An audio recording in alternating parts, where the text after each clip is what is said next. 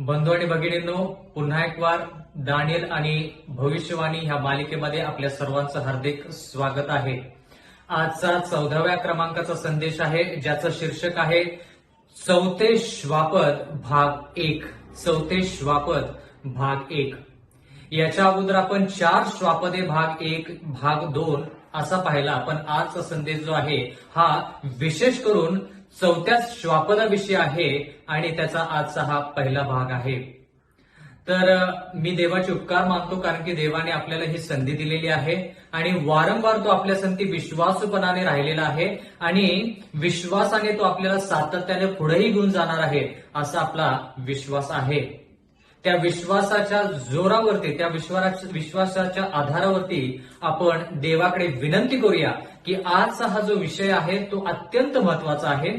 समजण्यासाठी थोडा कठीण असू शकतो, पण देवाकडे आपण विनंती करूया की पवित्र आत्मा त्यानं आमच्यावरती पाठवावा, जेणेकरून ह्या गहन आणि गूढ गोष्टी ज्या आहेत त्या समजण्यासाठी सोप्या जातील.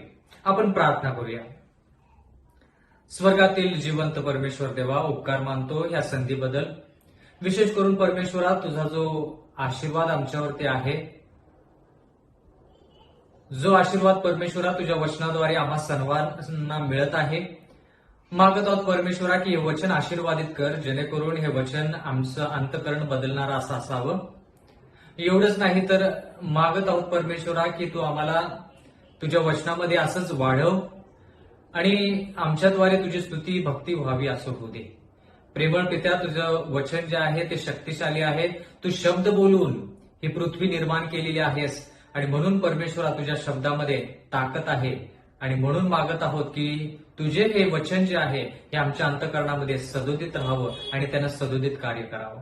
इथून पुढची वेळ आमचं अध्ययन जे आहे ते सर्व आम्ही तुझ्या हाती सोपवून देऊन नम्र विनंती येशूच्या नावात मागतो, म्हणून तो ऐक. आमेन. बंधू आणि भगिनींनो, आज आपण विशेष करून चौथ्या श्वापदाविषयी शिकणार आहोत. आतापर्यंत आपण दानियल याच्या 7व्या अध्यायामध्ये 4 श्वापदे समुद्रातून वर कशी आली त्याच्याविषयी शिकलो. 4 श्वापदे म्हणजे 4 राष्ट्र, महासागर म्हणजे जनसमुदाय, त्या महासागरावरून 4 वारे वाहत होते. म्हणजे थोडक्यात पूर्ण जगामध्ये मोठमोठ्या राष्ट्रांमध्ये युद्ध झालं आणि त्या युद्धामुळे 4 राज्य उदयास आले आणि ते 4 राज्य कोणते त्याच्याविषयी आपण शिकत आहोत. पहिलं राज्य जे आहे ते बाबेलचं राज्य आहे, ज्याची कारकीर्द 605 ख्रिस्तपूर्व ते 539 ख्रिस्तपूर्व अशी आहे. आपण असंही पाहिलं की दुसरं श्वापद म्हणजे थोडक्यात दुसरं राष्ट्र जे मेदी पारसीचं राष्ट्र आहे, ज्याची कारकीर्द 539 ख्रिस्तपूर्व ते 331 ख्रिस्तपूर्व अशी आहे. त्याच्यानंतर आपण असं देखील पाहिलं की तिसरं राष्ट्र जे आहे किंवा तिसरं श्वापद ज्या या दृष्टांतामध्ये दर्शवलेलं आहे ते राष्ट्र म्हणजे ग्रीसचं राष्ट्र, थोडक्यात अलेक्झांडर किंवा सिकंदरचं राष्ट्र असं आपण म्हणू शकतो. त्याच्यामध्ये आपण असं पाहिलं की त्याची कारकीर्द जी आहे ती 331 ख्रिस्तपूर्व ते 168 ख्रिस्तपूर्व अशी आहे. आणि हे जे 3 श्वापद आहेत हे 3 श्वापद वेगवेगळे आहेत. त्याच्यानंतर आपण आज विशेष करून चौथ्या श्वापदाविषयी विचार करणार आहोत. म्हणजे थोडक्यात दानियल 2 मध्ये जी भविष्यवाणी आहे आणि दानियल 7 मध्ये जी भविष्यवाणी आहे ती भविष्यवाणी एकच आहे, पण दानियल 2 मध्ये ती एका पुतळ्याच्या रूपामध्ये दर्शवलेली आहे. जसं की सुवर्णाचे शीर म्हणजे बाबेलचं राष्ट्र, छाती आणि हात जे रुपयाचे आहेत ते मेदी पारशीला दर्शवतात. त्याच्यानंतर पोट आणि मांड्या ज्या पितळाने दर्शवलेले आहेत ते ग्रीसचं राज्य आहे. आणि त्याच्यानंतर चौथं राष्ट्र किंवा राज्य म्हणजे पाय जे लोखंडाने दर्शवलेले आहेत. त्या चौथ्या राज्यामध्ये 2 भाग आहेत. एक पाय म्हणजे थोडक्यात पायाचा भाग जो आहे तो लोखंडाने दर्शवलेला आहे आणि पावलं आणि बोट जे आहेत ते लोखंड आणि मातीने दर्शवलेली आहेत. तर पायाचा भाग जो लोखंड आहे तो रोमचा पहिला भाग आहे, ज्याला आपण विधर्मी रोम असं म्हणू शकतो. आणि चौथ्या राज्याचा दुसरा भाग जो पावलांनी आणि बोटांनी दर्शवलेला आहे, माती आणि लोखंडाचं जे मिश्रण आहे, ते रोमचं राज्य म्हणजे थोडक्यात आध्यात्मिक रोम म्हणजे पोपचं राज्य असं आपण म्हणू शकतो. तोच संदर्भ आपण दानिएल 7 मध्ये पाहत आहोत. पण ह्या ठिकाणी श्वापदाने हा जो दृष्टांत आहे तो दृष्टांत दर्शवलेला आहे. जसं की पहिलं श्वापद जे सिंहासारखं आहे ते बाबेलचं राष्ट्र आहे. दुसरं श्वापद जे आहे जे अस्वलासारखं आहे ते मेदी पारसीचं राष्ट्र आहे. तिसरं श्वापद जे आहे जे चित्त्यासारखं आहे, त्याला 4 डोकी आहेत आणि 4 पंख आहेत, ते ग्रीसचं राज्य. आणि आज आपण विशेष करून चौथ्या राष्ट्राविषयी शिकणार आहोत. तर बंधू आणि भगिनींनो, आपण देवाच्या वचनाकडे दानिएलचा 7वा अध्याय आणि 7व्या वचनामध्ये काय लिहिलंय ते पाहूया. यानंतर मी रात्रीच्या दृष्टांतात पाहिले तो पहा, एक चौथे श्वापद विक्राळ, भयानक व अतिशय बळकट असे होते. त्याला मोठाले लोखंडी दात होते. ते सर्व काही चावून त्याचा चुरा करी व उरलेले आपल्या पायाखाली तुडवी. ते अगोदरच्या सर्व श्वापदाहून भिन्न होते आणि त्याला 10 शिंगे होती. आता ह्या ठिकाणी चौथे श्वापद म्हणजे चौथे राष्ट्र दानिएल 7:17 प्रमाणे श्वापदे जे आहेत ते 4 राजांना दर्शवतं. 4 राज्ये म्हणजे राज्यांचे प्रतिनिधी, म्हणून ते 4 श्वापदे जे आहेत ते 4 राष्ट्र आहेत. तर ह्या ठिकाणी चौथं राष्ट्र जे आहे ते त्याचं वर्णन केलेलं आहे की ते विक्राळ आणि भयानक असं आहे. आता बंधू आणि भगिनींनो, जर आपण बाकीच्या 3 श्वापदांविषयी विचार केला तर आपल्याला त्या ठिकाणी काय पाहायला मिळतं. पहिलं श्वापद सिंहासारखं आहे, म्हणजे आपल्याला सिंह म्हणजे काय माहित आहे. म्हणजे आपण कल्पना करू शकतो की सिंह कसा आहे, त्याचे गुणधर्म कसे आहेत, त्याच्यावरून ते राष्ट्र कसं आहे ते आपण थोडक्यात समजू शकतो. दुसऱ्या राष्ट्राचा विचार केला जे मेदी पारसीचं राष्ट्र आहे, ते अस्वलाने दर्शवलेलं आहे. आता अस्वलाच्या तोंडामध्ये 3 फासोळ्या आहेत. त्याचा एक भाग जो अंगाचा आहे तो एक अंग जे आहे ते वर आहे. या सर्व गोष्टी आपण शिकलेल्या असताना देखील आपल्याला अस्वलाविषयी थोडी तर माहिती आहे. एवढंच नाही तर तिसऱ्या राष्ट्राविषयी ज्यावेळेस आपण शिकलो त्यावेळेस ते चित्त्यासारखं आहे असं आपण पाहिलं. म्हणजे थोडक्यात चित्ता वेगवान आहे, त्याचे गुणधर्म काय आहेत त्याच्यावरून आपण त्या राष्ट्राचे गुणधर्म शोधून काढू शकतो. पण चौथं राष्ट्र कोणत्याही तशा प्रकारच्या प्राण्याला न दर्शवता या ठिकाणी फक्त लिहिलेलं आहे की ते एक श्वापद आहे. म्हणजे थोडक्यात बंधू आणि भगिनींनो, देवाला जर ह्या श्वापदाचं जर वर्णन करायचं तर कोणत्याही प्राण्याच्या द्वारे हे राष्ट्र प्रगट होऊ शकत नाही किंवा दर्शवलं जाऊ शकत नाही. एवढं वेगळं असं राष्ट्र आहे. आणि एवढंच नाही तर देवाचं वचन म्हणतं ते चौथं राष्ट्र जे आहे ते विक्राळ, भयानक व अतिशय बळकट. आता आपण शब्द काय शिकायचे ह्या ठिकाणी, विक्राळ आणि भयानक. हे शब्द देवाच्या वचनामध्ये कसे वापरलेले आहेत ते पाहायचं, मग आपल्याला कळेल की हे राष्ट्र कसं आहे. दानिएलचा 9वा अध्याय 4थं वचन. मी आपला देव परमेश्वर ह्याची प्रार्थना करून पापांगीकार केला तो असा, हे प्रभू, हे थोर व भयावह देवा. ह्या ठिकाणी भयावह देवा असं परमेश्वराचं वचन म्हणतं. आता थोर म्हणजे आपल्याला कळालं की त्याची थोरवी आहे, पण दुसरा शब्द ह्या ठिकाणी आहे की भयावह. भयावह म्हणजे काय, म्हणजे थोडक्यात भीती. त्या ठिकाणी त्या देवाची भीती जी आहे ती राष्ट्रांवरती आहे असं आपल्याला समजतं. मग आपण असं म्हणावं का की चौथं राष्ट्र विक्राळ व भयानक. भयानक म्हणजे भयावह, भीतीदायक. म्हणजे आपण असं म्हणायचं का की देव जो आहे तो चौथं श्वापद आहे, कारण की तेच गुणधर्म आहेत. बंधू आणि भगिनींनो, म्हणून म्हटलं की ते शब्द जे आहेत ते शब्द कोणत्या रूपामध्ये वापरलेत ते पाहून घ्यायचं. कारण की भयावह हा शब्द जो आहे किंवा भीतीदायक हा शब्द जो आहे तो देवासाठी देखील वापरलेला आहे. जसं आपण सिंहासाठी वेगवेगळे शब्द वापरले. सिंह म्हणजे येशू ख्रिस्ताला पण दर्शवलेला आहे, सैतानाला पण दर्शवलेला आहे. पण ते या ठिकाणी तो जो सिंह जो आहे दानिएल 7 मध्ये तो बाबेलोनला दर्शवतो किंवा बाबेला दर्शवतो. येशू ख्रिस्ताला आणि सैतानाला दर्शवत नाही. म्हणून ह्या ठिकाणी हे चौथं श्वापद जे आहे, जरी ह्या ठिकाणी भयानक शब्द आला असला या श्वापदासाठी, तरी देखील तो भयानक शब्द, भीतीदायक शब्द जो देवासाठी वापरलेला आहे, तो देव जो आहे तो चौथं श्वापद नाही, हे आपण जाणून घेतलं पाहिजे. कारण की ह्या ठिकाणी असं लिहिलेलं आहे की हे श्वापद आहे, म्हणजे थोडक्यात काय, राष्ट्र आहे. आणि हे राष्ट्र जे आहे हे विकराळ आणि भयानक असं आहे. याच्याविषयी जास्त गुणधर्म ज्यावेळेस आपल्याला समजतील त्यावेळेस आपल्याला कळेल की हे चौथं श्वापद जे आहे ते देव, जिवंत देव प्रभू येशू ख्रिस्त नाही. मलाकीचा 4 अध्याय 5 वचन पहा, परमेश्वराचा मोठा व भयंकर, परत तोच शब्द भयंकर, भयावह, भीतीदायक, हे सर्व समानार्थी शब्द आहेत. म्हणून आपण जरी हे शब्द समानार्थी दानिएल 7 मध्ये चौथ्या श्वापदासाठी जरी वापरले असले आणि देव आणि देवाच्या मोठ्या भयंकरा दिवसासाठी जरी वापरले असले, तरी देखील ह्या गोष्टी देवासाठी लागू नाहीत, आपण हे नक्कीच म्हणू शकतो. म्हणजे थोडक्यात ते चौथं श्वापद जे आहे ते देवाला दर्शवत नाही. आता कोणत्या दृष्टिकोनातून ते श्वापद विकराळ आणि भयानक आहे, कोणत्या दृष्टिकोनातून देव भयंकर, त्याचा त्या देवाचा दिवस जो आहे तो भयंकर आहे, ते कशावरून, कोणत्या दृष्टिकोनातून, हे आपण पाहूया.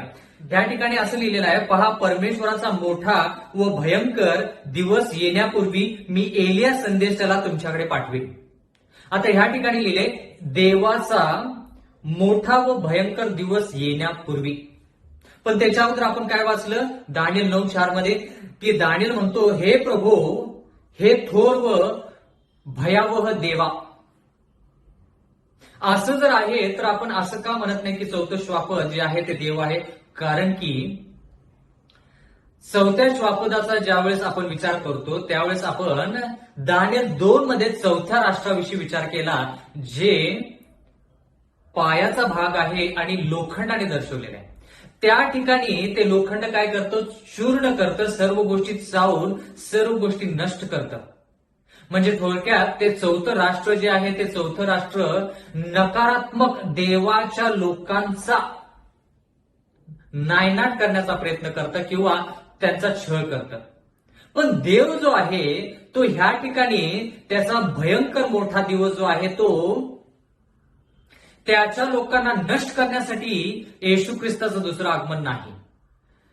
प्रियजन हो, पुन्हा एक वर आपण तो मुद्दा पाहूया. चौथे श्वापद विकराळ आणि भयानक ह्याच्यासाठी कारण की ते देवाच्या विरोधात जाऊन देवाच्या लोकांवरती अरिष्ट आणतं, त्यांना गुलामगिरीमध्ये नेतं किंवा त्यांच्यावरती अधिकार दाखवतं. म्हणून ते राष्ट्र नकारात्मक आहे आणि विकराळने भयानक आहे. दानिएलचा 9 अध्याय 4 वचन, मी आपला देव परमेश्वर याची प्रार्थना करून पापांगीकार केला तो असा, हे प्रभू, हे थोर व भयावह देव, असं देवाचं वचन म्हणतं. म्हणजे थोडक्यात भीतीदायक देव. आता भीतीदायक देव कोणासाठी? पवित्र लोकांसाठी का पापी लोकांसाठी? पापी लोकांसाठी भीतीदायक देव. त्याचा अर्थ असा नाही की चौथं श्वापद जे आहे ते देवाचं राज्य आहे. देवाचं राज्य म्हणजे येशू ख्रिस्ताचं दुसरं येणं जे आहे ते चांगल्या गोष्टीसाठी आहे, म्हणून त्याला मोठा आणि भयंकर दिवस असं म्हटलेलं आहे. जे लोक पवित्र आयुष्य जगलेले आहेत त्यांना सार्वकालिक जीवन देण्याची जी क्रिया आहे किंवा जी योजना आहे त्या योजनेनुसार येशू ख्रिस्त दुसऱ्या वेळेस येणार आहे. म्हणजे थोडक्यात ती नकारात्मक गोष्ट नाही. पण चौथ्या श्वापदाविषयी ज्यावेळेस आपण पाहतो ते विकराळ आणि भयानक आहे. म्हणजे थोडक्यात का भयानक आहे? कारण की नकारात्मक दृष्टिकोनातून ते भयानक आहे. पण येशू ख्रिस्त जो आहे तो सकारात्मक गोष्टीने भयंकर आहे. आता कळाला का फरक? म्हणून चौथे श्वापद जे आहे ते येशू ख्रिस्त किंवा त्याच्या राज्याला दर्शवत नाही. दानिएलचा 7 अध्याय आणि 19 वचन, मग ते चौथे श्वापद जे इतरांहून भिन्न असून अतिविकराळ होते. आता ह्या ठिकाणी अतिविकराळ असा शब्द वापरलेला आहे. ज्याचे दात लोखंडाचे व नखे पितळेची होती असं देवाचं वचन म्हणतं. आता अतिविकराळ, भयानक, भीतीदायक ह्या राष्ट्राचे काय आहेत? गुणधर्म आहेत. आता ह्याच्याविषयी आपण हे शब्द उचलायचे आणि ते शब्द कसे देवाच्या वचनामध्ये वापरलेत आणि ह्या श्वापदासाठी ते शब्द का वापरलेत असं आपण बघायचं. आता सिंहाचा जर विचार केला तर त्या ठिकाणी भयंकर, विक्राळ असे शब्द वापरलेले नाही. अस्वलासाठी देखील वापरले नाही, चित्त्यासाठी देखील वापरले नाहीत, पण चौथ्या श्वापदासाठी ते नक्कीच वापरलेले आहेत. भयंकर कोणत्या दृष्टिकोनातून? दुष्टाईमध्ये ते भयंकर आहे. पण देव भयंकर कशामध्ये आहे? देव भीतीदायक कशामध्ये आहे? न्यायामध्ये आहे. तो न्यायी आहे, तो चांगला आहे, त्याच्यामध्ये तो भयंकर आहे. चांगली गोष्ट करण्यामध्ये तो भयंकर आहे. म्हणून चौथे श्वापद येशू ख्रिस्त त्याच्या राज्याला दर्शवू शकत नाही. कारण की लोक तुम्हाला विचारतील, जर ह्या ठिकाणी विक्राळ आणि भयंकर शब्द आलेला आहे तर तुम्ही म्हणता की ते रोमचं राष्ट्र आहे, पण येशू ख्रिस्तासाठी, देवासाठी, देवाच्या त्या दिवसासाठी हेच शब्द वापरलेले आहेत. तर हे चौथं राष्ट्र देव किंवा येशू ख्रिस्त त्याचं राज्य का नाही? स्पष्टपणे आपण सांगू शकलो पाहिजे की हे राष्ट्र जे आहे हे भयंकर आणि विक्राळ चुकीच्या गोष्टीमध्ये आहे, चुकीची गोष्ट करण्यामध्ये आहे. पण येशू ख्रिस्त जो आहे आणि त्याचं येण्याचं जे दुसरं आगमन आहे, त्याचा तो दिवस जो आहे तो भयंकर मोठा कशा बाबतीत? न्यायाच्या बाबतीत, चांगली गोष्ट करण्याच्या बाबतीत. त्याच्या योजना ज्या आहेत, ज्या पवित्र लोकांसाठी, त्या योजनेस्तव तो दिवस मोठा आणि थोर आहे आणि भयंकर आहे असं आपण म्हणू शकतो. म्हणून चौथे श्वापद येशू ख्रिस्त आणि त्याचं राज्य नाही. पहिले पेत्र याचा 5वा अध्याय आणि 13व वचन. बाबेलातील तुमच्यासारखी निवडलेली मंडळी तुम्हाला सलाम सांगते. आता हे कोण लिहित आहे? पेत्र लिहित आहे. आता मला तुम्ही सांगा की पेत्र नवीन करारामध्ये, बरोबर, पहिल्या शतकामध्ये, थोडक्यात त्यानं ज्यावेळेस पत्र लिहिलं त्यावेळेस तो बाबेलोनमध्ये होता का? किंवा बाबेलमध्ये होता का? म्हणजे दानिएलच्या काळामध्ये होता का? कळालं का बंधू आणि भगिनींनो, की आता ज्यावेळेस आपण दानिएल 7 पासून दानिएल 12 पर्यंत विचार करतो ना, खोल विचार करायचा, पुढं पाठीमागं पूर्ण शास्त्र आपण उलगडून पाहायचं. आता ह्या ठिकाणी पेत्र म्हणतो, बाबेलातील तुमच्यासारखी निवडलेली मंडळी तुम्हाला सलाम सांगते आणि माझा मुलगा मार्क हाही सलाम सांगतो. आता ह्या ठिकाणी देवाचं वचन म्हणतं की पेत्र जो आहे तो ज्यावेळेस त्यानं त्याचं पत्र लिहिलं, पेत्र याचं पहिलं पत्र किंवा पेत्राचा दुसरं पत्र जे आहे, ते जे पत्र आहे ते त्यानं रोममध्ये असताना लिहिले, रोमच्या राज्यामध्ये असताना लिहिले. पण त्या ठिकाणी तो रोमच्या राज्याला काय म्हणतो? बाबेल. कारण की का? त्याला स्पष्टपणे ह्या ठिकाणी सांगायचं आहे की रोमचं राष्ट्र जे आहे त्याच्यामध्ये बाबेलचे गुणधर्म आहेत. जरी ते चौथं राष्ट्र असलं, आता जरा विचार करायचा बरं का, जरा विचार करायचा की ज्यावेळेस पेत्र आणि बाकीचे जे प्रेषित होते त्यांनी ज्यावेळेस सेवा करायला सुरुवात केली, म्हणजे येशू ख्रिस्ताच्या स्वर्गरोहणानंतर ज्यावेळेस त्यांनी सेवा करायला सुरुवात केली त्यावेळेस पेत्र जो आहे तो पेत्र त्याची पुस्तकं जे आहेत तो कुठे लिहित आहे? रोममध्ये असताना लिहित आहे. पण त्या ठिकाणी तो रोम शब्द न वापरता बाबेल असा शब्द वापरतो. कारण की का? रोमचे आणि बाबेलचे गुणधर्म एकच. म्हणजे थोडक्यात म्हणून आपण म्हणालो दानिएल 2 मध्ये की चौथं श्वापद रोमचा पहिला भाग जो पायाने लोखंडाने दर्शवलेला आहे, तो रोमचा जो पहिला भाग आहे त्याला विधर्मी याच्यासाठी म्हटलेला आहे कारण की त्या ठिकाणी मूर्तीपूजा होते, म्हणून त्याला विधर्मी आपण म्हणतो. तीच गोष्ट पेत्र ह्या ठिकाणी स्पष्ट करत आहे. बाबेलातील तुमच्यासारखी निवडलेली मंडळी तुम्हाला सलाम सांगते. रोम शब्द म्हणू शकला असता, तो स्पष्टपणे लिहू शकला असता, कारण की ज्यावेळेस त्याने पत्र लिहिलं त्यावेळेस तो रोम मध्ये होता. मग रोम हा शब्द त्याने का वापरला नाही? कारण की त्याला हे सांगायचं आहे की जरी मी रोम मध्ये असलो तर हे बाबेल आहे. कारण की का? मूर्तीपूजक विधर्मी रोम आहे. रोमचा हा पहिला भाग आहे. बंधू आणि भगिनींनो, दानिएलचा 2रा अध्याय आणि 31व वचन या ठिकाणी लिहिलेलं आहे. महाराज, आपण दृष्टांत पाहिला, त्यात एक मोठा पुतळा आपल्या नजरेस पडला. म्हणजे दानिएल 2 कडे आता परत जायचं आणि दानिएलाने नबुकदनेझराला जे स्वप्न सांगितलं त्याच्याविषयी पाहूया. महाराज, आपण दृष्टांत पाहिला, त्यात एक मोठा पुतळा आपल्या नजरेस पडला. हा पुतळा भव्य व तेजपुंज असा आपणापुढे उभा होता. त्याचे रूप विक्राळ होते. बघा ते शब्द, भव्य, विक्राळ. मग आपण असं का म्हणत नाही की चौथे राष्ट्र जे आहे ते बाबेलचं राष्ट्र आहे? कारण की बाबेलचं राष्ट्र तर पहिलं श्वापद आहे. मग चौथं राष्ट्र पण कसं बाबेलचं राष्ट्र होऊ शकेल? म्हणजे थोडक्यात ह्या ठिकाणी देवाला हे शब्द मुद्दाम त्या चौथ्या श्वापदासाठी का वापरायचे? कारण की देवाला सांगायचं आहे की विधर्मी बाबिलोनमध्ये आणि ह्या रोमच्या राष्ट्रामध्ये काहीही फरक नाही.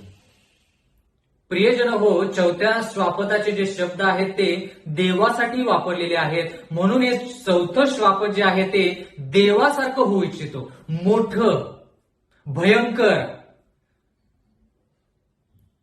विक्राळ, पराक्रमी. कारण की का या राष्ट्राची इच्छा आहे की त्यानं देवासारखं व्हावं. पण हे राष्ट्र कसं आहे, जरी तेच शब्द ह्या राष्ट्रासाठी वापरले जरी असले तरी हे राष्ट्र देवासारखं चरित्रानुसार नाही. तेच शब्द जरी वापरले असले तर नकारात्मक गोष्टीमध्ये ह्या श्वापदासाठी ते शब्द वापरलेले आहेत. पण देवासाठी तेच शब्द सकारात्मक दृष्टिकोनातून वापरलेले आहेत. आता ज्यावेळेस आपण मोठा असा शब्द वापरतो, मोठा म्हणजे चांगल्या दृष्टिकोनातून मोठा का वाईट दृष्टिकोनातून मोठा? आपण ज्यावेळेस म्हणतो तो माणूस फार मोठा माणूस आहे, मोठा म्हणजे कोणत्या बाबतीत मोठा? देवाचे गुणधर्म आहेत म्हणून मोठा का सैतानाचे गुणधर्म आहेत म्हणून मोठा? बंधू आणि भगिनींनो, दानिएल याचा 2रा अध्याय आणि 45वे वचन.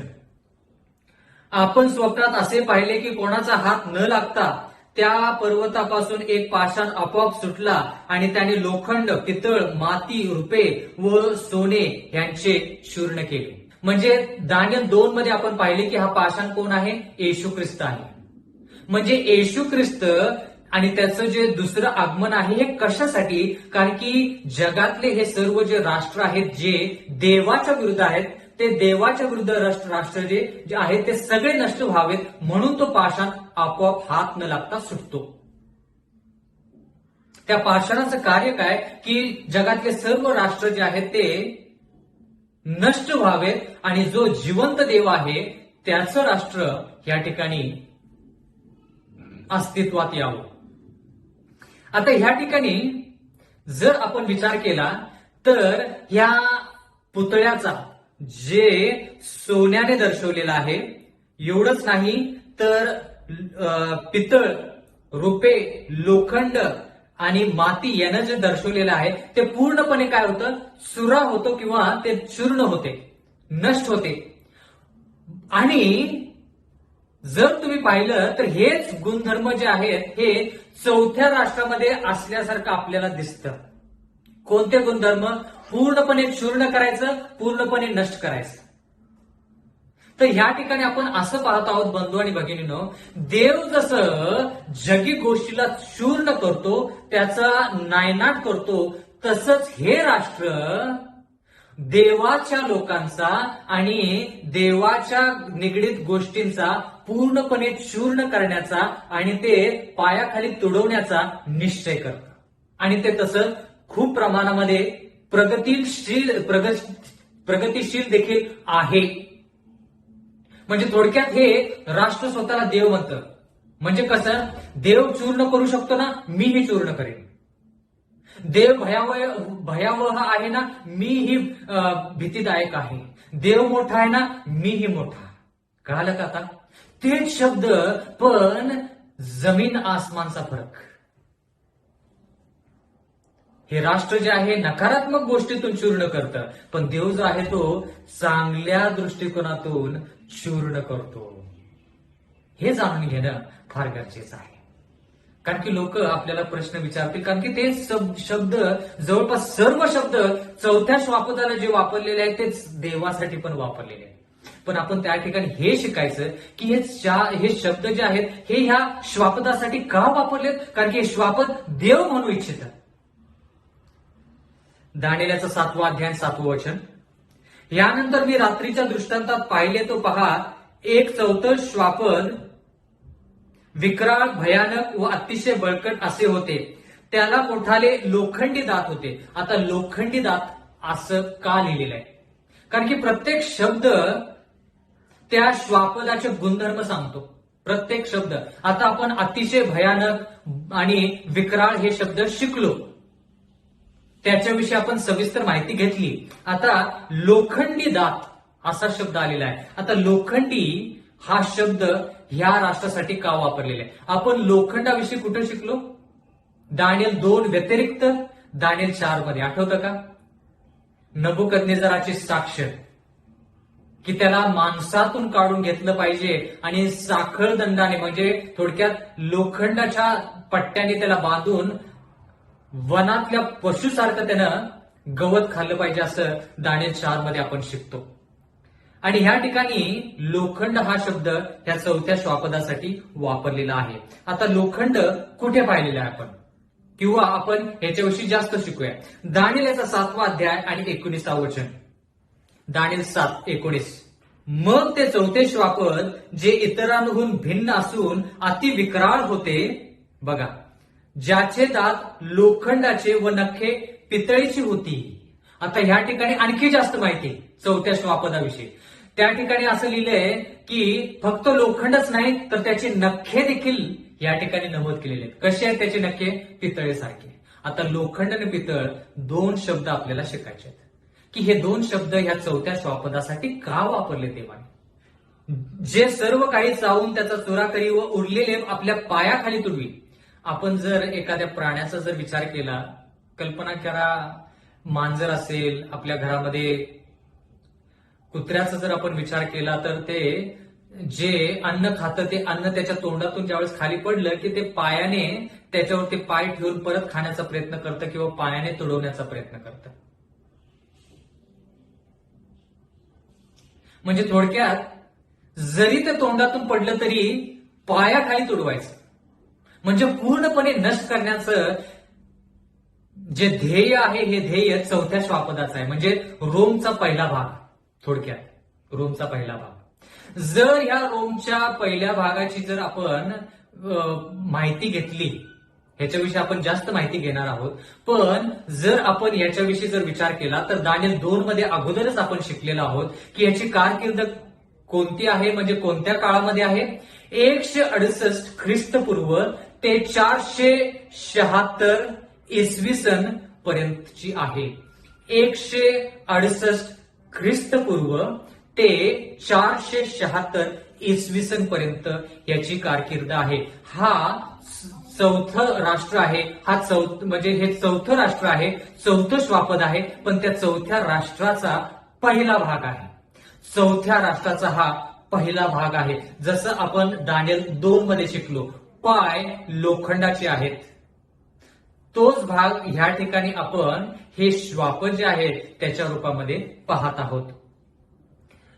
मला कोणीतरी सांगितलं की इतिहासानुसार जर रोमला एखाद्या राष्ट्रावरती लढाई करायची असेल तर रोमचं राष्ट्र काय करतं, त्या राष्ट्रावरती लढाई करतं, पूर्णपणे ते राष्ट्र नष्ट करतं, लोकांना गुलामगिरीमध्ये घेऊन जातं आणि जाताना ते काय करतात, नांगर आणतात आणि पूर्ण जे राज्य आहे त्याच्यावरती नांगर फिरवतात. पूर्ण राष्ट्रावरती नांगर फिरवून ते रोमचं जे राष्ट्र आहे ते निघून जातं. म्हणजे जर कोणी परत आलं आणि म्हणालं की बाबा ह्या ठिकाणी एक राष्ट्र होतं ते कुठं आहे, तर त्याचा त्या व्यक्तीला काही मागमूस लागत नाही. इथपर्यंत रोमचं राष्ट्र बाकीच्या राष्ट्रांना नष्ट करण्यासाठी तयारीत असायचं. म्हणून आता कळालं का बंधू आणि भगिनींनो, या राष्ट्राचे गुणधर्म कसे आहेत. तोंडात जे आहे ते चावेलच, पण तोंडातून जरी खाली पडलं तर ते पायाखाली तुडवून पूर्णपणे नष्ट करण्याची ही जी पद्धत आहे किंवा ही जी इच्छा आहे या चौथ्या राष्ट्राची, ही इच्छा हे राष्ट्र बाळगतं. जसा देव पूर्ण पापी गोष्टीला नष्ट करण्याचा प्रयत्न करतो किंवा नष्ट करणार आहे येणाऱ्या काळामध्ये, तसंच हे राष्ट्र म्हणतं की मीही नष्ट करेन. आणि म्हणून हे राष्ट्र स्वतःला देवासारखं म्हणतं. कारण की हे राष्ट्र म्हणतं जे शब्द तुम्ही देवासाठी वापरता तेच शब्द तुम्ही माझ्यासाठी देखील वापरत आहात. पण हे आपण जाणून घेतलं पाहिजे की हे शब्द नकारात्मक दृष्टिकोनातून ह्या राष्ट्रासाठी वापरलेत आणि सकारात्मक दृष्टिकोनातून देवासाठी वापरलेत, हे आपण जाणून घेतलं पाहिजे.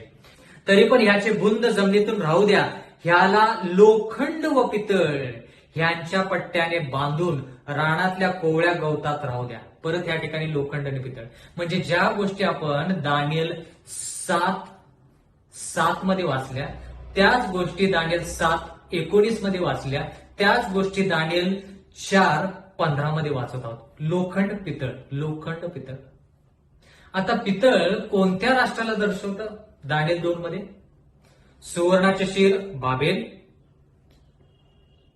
छाती आणि हात रुपयाचे मेदी पारशी, पोट आणि मांड्या ज्या आहेत त्या पितळच्या आहेत, जे ग्रीसचं राज्य. म्हणजे थोडक्यात ह्या चौथ्या राष्ट्रामध्ये बाबेलचे गुणधर्म तर आहेत, मेदी पारशीचे गुणधर्म तर आहेतच, पण ग्रीसचे पण गुणधर्म आहेत.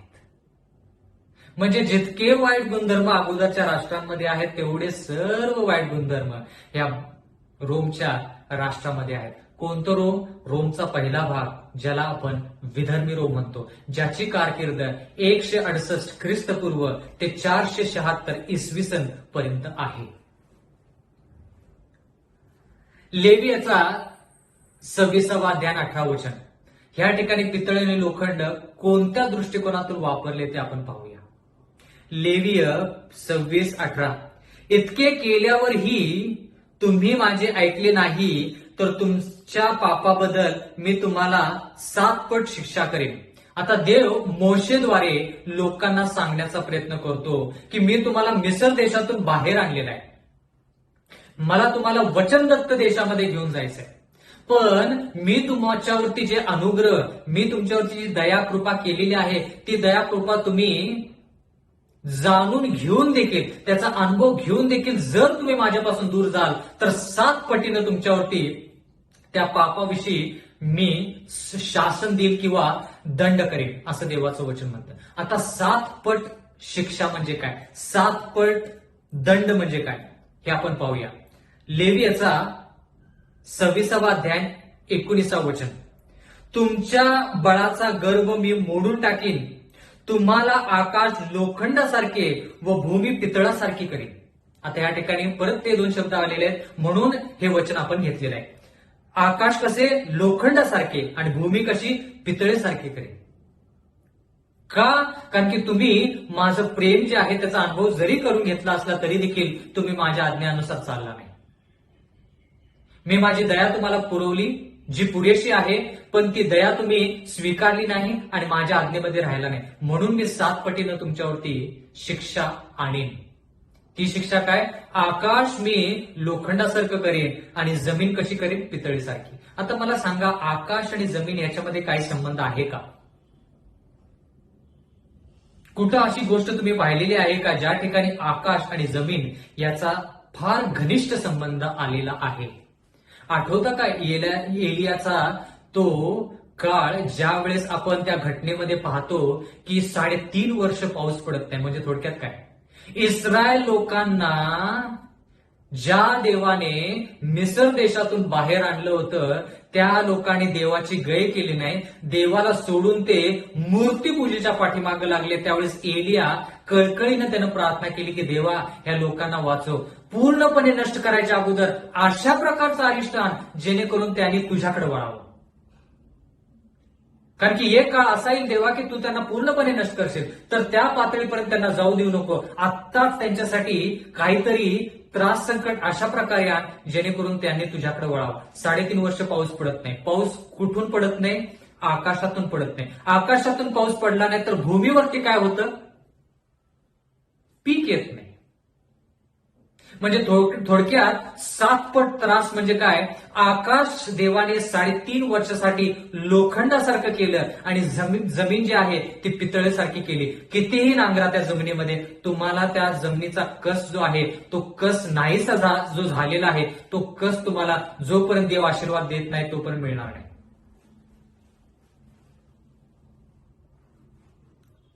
बंधू आणि भगिनींनो, फार खोल गोष्टी आहेत.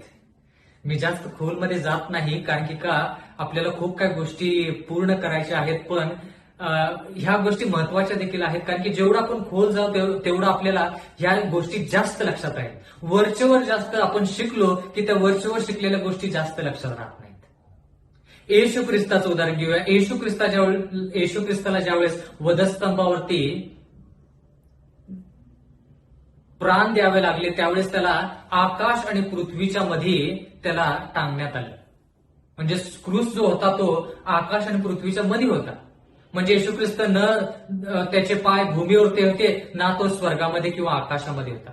म्हणून त्याला असं वाटलं की ह्या जगातले जे लोक आहेत, यहुदी जे लोक आहेत, ज्यांच्यासाठी तो आला, म्हणजे पूर्ण जगासाठी आला, पण त्यांच्याद्वारे पूर्ण जगाचे तारण करण्याची त्याची जी इच्छा होती, त्या यहुदी लोकांनाही त्याला सोडलं होतं. म्हणजे थोडक्यात पितळ त्याच्यासाठी हे जग जे आहे, हे जी धरती आहे, पृथ्वी आहे, पितळासारखी झाली. काही त्याच्यातून पीक येईना असं त्याला वाटलं. देवाकडे त्यानं विनंती केली, पण त्या ठिकाणी त्याला त्याचे पिता जो आहे, तो पिता जो आहे, त्याला वाटलं की त्याच्या पित्याने पण त्याला सोडून दिलं. म्हणून तो रडला आणि म्हणाला, हे पित्या, मला तू का सोडिलेला आहेस? म्हणजे त्याला आकाश लोखंडासारखं वाटलं. बंधू आणि भगिनींनो, ह्या ठिकाणी आपण फार महत्वाची गोष्ट शिकत आहोत. लोखंड, आकाश लोखंडासारखं आणि जमीन पितळीसारखं जे आहे ते आपल्यासाठी पाहिजे, पण येशू ख्रिस्त म्हणाला की तुमचं पाप जर मी घेतलं तर माझ्यासाठी ते आकाश लोखंडासारखे आणि जमीन पितळीसारखं होईल. आणि त्यानं ते पाप जे आपलं आहे ते त्यानं स्वतःवरती घेतलं. म्हणजे ह्या ठिकाणी लेवियाच्या पुस्तकामध्ये मोशे ज्या गोष्टी बोलत आहे ते लोकांसाठी आहे, पण ते लोकांचं पाप येशू ख्रिस्ताने घेतलं, म्हणून येशू ख्रिस्ताला आता ह्या 7 पटीनं शिक्षा भोगावी लागली. 7 पटीनं. कळाला का संदर्भ?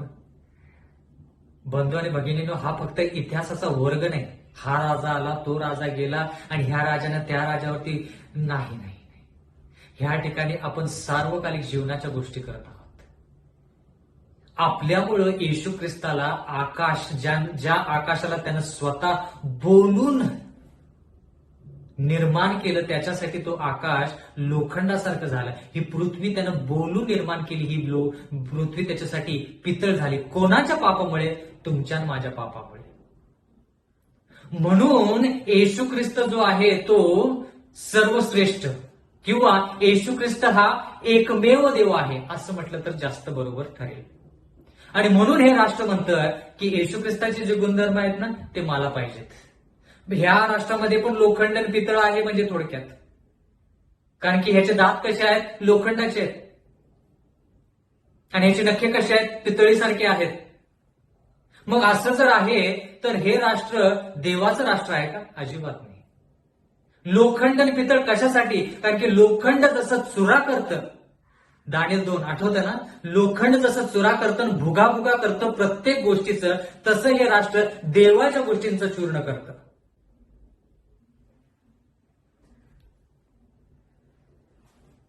बंधू आणि भगिनींनो, देवाच्या वचनामध्ये आपण खूप अशा गोष्टी शिकत आहोत. खूप अशा गोष्टी आपण शिकत आहोत. जर आपण आणखी जास्त गोष्टी शिकलो तर ह्याच्यामध्ये आपल्याला असं कळेल की हे जे श्वापद आहे, हे श्वापद जरी देवाचे शब्द ह्या श्वापदासाठी वापरले असले तर हे श्वापद स्वतःला देव म्हणू इच्छितं, पण हे जे श्वापद आहे याचे गुणधर्म बरोबर देवाच्या विरोधात आहेत. देवासाठी जे शब्द वापरले ते चांगल्या दृष्टिकोनातून, आणि तेच शब्द ह्या श्वापदासाठी, ह्या रोमच्या राष्ट्रासाठी जे वापरलेले आहेत ते वाईट दृष्टिकोनातून, म्हणजे थोडक्यात वाईट मार्गावरती हे राष्ट्र जातं, म्हणून तेच शब्द या राष्ट्रासाठी वापरलेले आहेत. पण दोघांमध्ये फार फार फरक आहे. म्हणजे थोडक्यात हे राष्ट्र स्वतःला देव म्हणू इच्छितं. याच्याविषयी आपण जास्त शिकणार आहोत. पण येणाऱ्या काळात माझी अशी इच्छा आहे की येणाऱ्या काळामधले जे संदेश आहेत त्याच्यामध्ये देखील तुम्ही सहभाग घ्या. त्याच्यामध्ये देखील तुम्ही आणि मी देवाच्या वचनानुसार शिकूया, जेणेकरून आपल्या आध्यात्मिक जीवनामध्ये आपल्याला मदत होईल. आपण प्रार्थना करूया. सर्व समर्थ जिवंत परमेश्वर देवा, अखिल विश्वाचे उत्पन्नकर्त्या प्रभू, उपकार मानतो आजच्या या संधीबद्दल परमेश्वरा. जरी आम्ही या सर्व गोष्टी संत गतीने शिकत असलो तरी देखील परमेश्वरा, आमची अशी इच्छा आहे की आम्ही सखोल अभ्यास करावा, जेणेकरून येणाऱ्या काळामध्ये जे आम्हाला प्रश्न विचारले जातील त्या प्रश्नांचं योग्य उत्तर परिस्थितीनुसार, तुझ्या वचनानुसार योग्य उत्तर देऊन परमेश्वरा आम्ही प्रत्येक परिस्थितीवरती मात करावी असं होऊ दे. मागत आहोत जे बंधू आणि भगिनी आहेत, जे आज आमच्या संधी जोडले गेले नाहीत किंवा जोडू शकले नाहीत, त्यांना संधी दे, जेणेकरून पुन्हा एक वार त्यांना देखील ह्या वचनांचा आस्वाद घेण्याची संधी मिळेल. आणि जे वचन आम्ही शिकत आहोत परमेश्वरा, ते आम्ही आमच्या अंतःकरणामध्ये ठेवावं. स्मरणशक्तीला आमच्या स्पर्श कर, आमच्या स्मरणशक्तीला आशीर्वाद दे, जेणेकरून हे शब्द आम्ही कदापि जीवात जीव आहे तो पण विसरू नये. प्रेमळ पित्या, तुझे गुणधर्म आम्ही प्रगट करावेत, तुझ्यासारखं आम्ही असावं असं होऊ दे. इथून पुढची वेळ आमचं सर्वस्व तुझ्या हाती सोपून देऊन नम्र विनंती येशूच्या नावात मागतो, म्हणून तो ऐक. आमेन.